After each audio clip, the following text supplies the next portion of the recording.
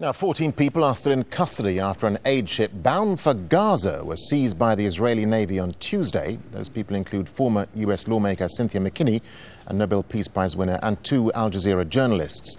The Free Gaza movement sent the ship loaded with humanitarian supplies from Cyprus in defiance of Israel's crippling 2-year blockade.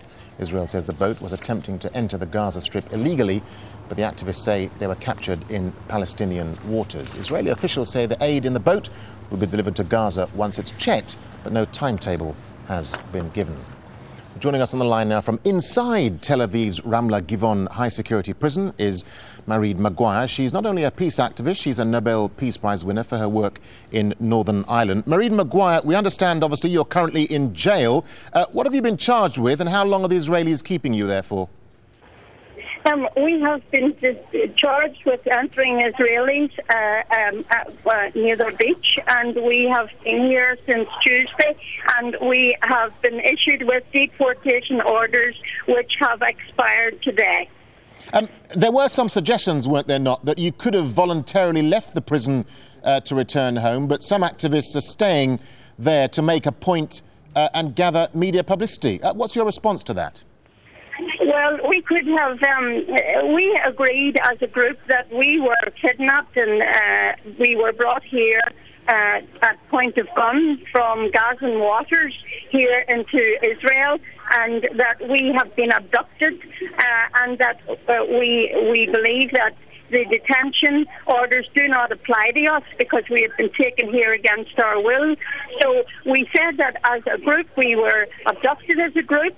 A lot of our equipment was taken away. We were physically abused, manhandled, and that we would not leave until everyone left, and we were happy that all our equipment had been returned. So we are happy that our 5 friends from Bahrain have left. We will not leave until the Al Jazeera people have gone, but some of us are considering actually applying for an extension of detention in order to stay here and appeal this detention, because we refuse to be criminalised because we wanted to go to the aid of the people of Gaza. Okay, I mean, Israel obviously has a different version of events. They say the boat was trying to enter the Gaza Strip illegally. But there are easier ways, though, to get aid through. I mean, you just have to use the Rafah crossing on the Egyptian border. I mean, why didn't you use that crossing, given that some aid trucks are being allowed there anyway? Well, you see, I have a friend who's a medical doctor and was going in there on behalf of Malaysia Red Crescent to work inside Gaza, and she sat for 9 weeks on the Rafah border and was not allowed in. So it is a fallacy that people are being allowed in. Sometimes a few tourists are allowed in, but there are humanitarian workers, there are scientists who want to get in to see what is the result of the 22 days bombardment of Israel upon the Gazan people.